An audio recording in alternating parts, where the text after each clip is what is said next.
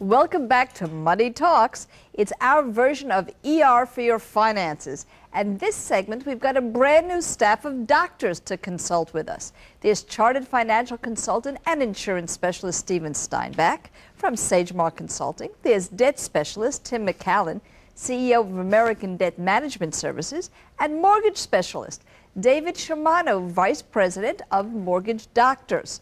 And welcome all of you. This just shows the public how many kinds of professionals are out there. Now, what I would like to do, I just want to start and ask you. You are in an area, the credit repair area, that probably affects every single American today, even though we wish that weren't true. What training do you have to get into this? What our company basically does is we work with consumers in putting together budgets and credit counseling.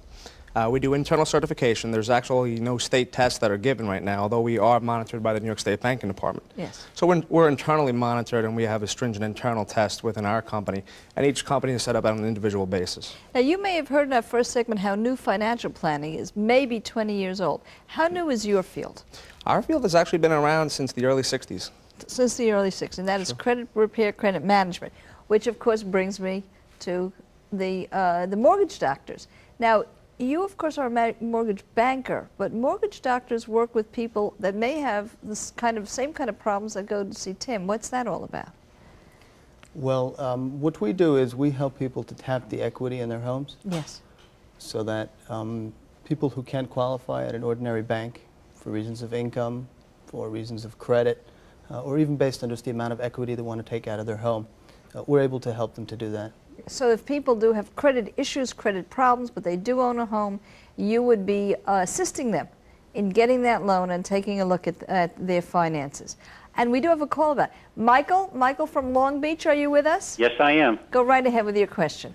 My wife and I are trying to plan for our future and our children's future. Yes. And in particular, we were planning on having a child next year.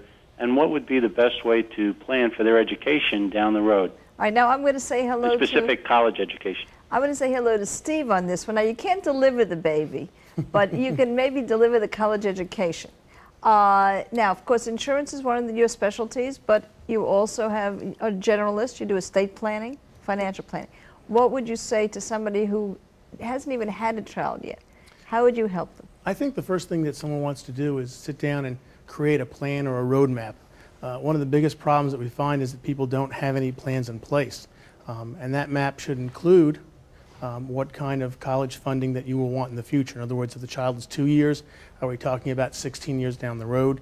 And some kind of guesstimates of what kind of college you may want your son or daughter to attend. So that's what you would actually do. If he sat down next to you, you would have get a wish list from him and work backwards with the amount of years he'd have to invest for the child, the amount of money he'd be able to put in, and do you think you would come up with mutual funds for him, annuities? What's the general type of investment that you work with? I think you'd probably want to have a balanced portfolio. In other words, you'd want to have some things that will take advantage of the growth potential. And you also want to have some security as well. In other words, you don't want to put all your eggs in one basket, but basically this would be a growth-oriented portfolio. I want to ask you one other question because it's very related and it came in the email. What are some good rules of thumb for levels of life insurance?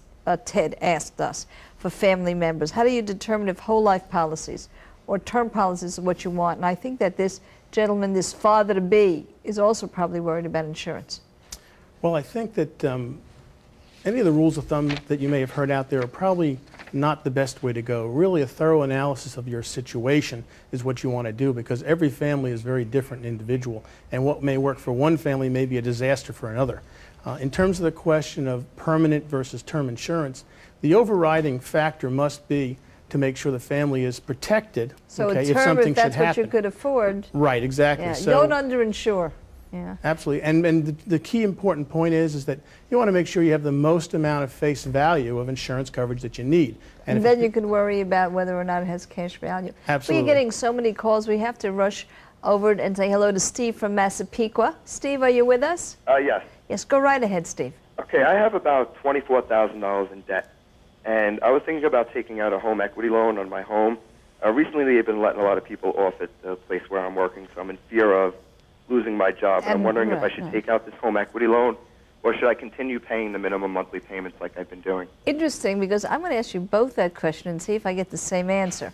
You heard the question. What do you say to Steve? Well, it's difficult to compare credit card interest with mortgage interest. Obviously, mortgage interest amortizes itself over time, and it's certainly better than just paying a minimum payment and letting credit cards it's tax sort of float deductible. around. That's correct. However, if you fear for the security, there's always the angle where you want to ask a financial advisor if it's wise to secure debt that is unsecured and put that against your house. Can we take out a home equity line of credit and just leave it unused so that he has it just in case he gets excessed and then you won't give him the loan? Yes, absolutely. So he could do that. Now, what do you say as somebody who's seen people get into home equity or credit issues? How would you counsel him? Well, we always recommend that you don't take secured debt and turn it into, or take unsecured debt and turn it into secured debt, like you had said. What I'd recommend, since his future is unstable and he's not sure exactly what is going to happen, I'd recommend that he puts himself into a budget, tries to cut back on some of his spending, and create a savings plan for himself. And then in the future, if he does need to exercise that home equity line, it would be a possibility, but again, it's on an individual basis because you're securing your debt at that time, and if you can't make your payments on your home at that time, what will then happen is your house will be foreclosed on. Well, so right now what you have is somebody who has to sit back and think what his real risk tolerance is. And that's really what our answer to you is, Steve. It's there for you. You can have it unfunded if you would like, if you're concerned about it, and have it handy. But you certainly do not want to overextend yourself because it's a place to get into some real trouble. We have another question here from Andy. Is there a rule of thumb for buying a house that has rental apartment included? He's going to live in the house, but he's getting $600 a month also. Now, how much more of a mortgage could you give him, or how much more of a mortgage do you think he'd be able to afford because he's getting this extra $600 every month? Well, the only rule of thumb here is that the income will count and will allow you to buy a larger house. However, every borrower is different, and the only way to get a real analysis of how much more house you can buy is by getting a personalized, talking to a mortgage counselor and getting, the correct view. Now, this is very interesting. There was a time you went to, you got a mortgage, and maybe they gave you some dishes. Now you go to a mortgage counselor, a debt counselor, your insurance advisor, no, an estate planner now. So people have to understand that there truly are a lot of new services out there. There are a lot of kinds of money doctors. And you work with people over the net, websites, talk to you personally. That's the way it's done these days, am I right? Yes, it is. Yeah. How long does it take on average to get a mortgage? That really depends on the difficulty of obtaining the specific mortgage loan, but it can be anything from 2 or 3 days to 2 or 3. It used to be weeks.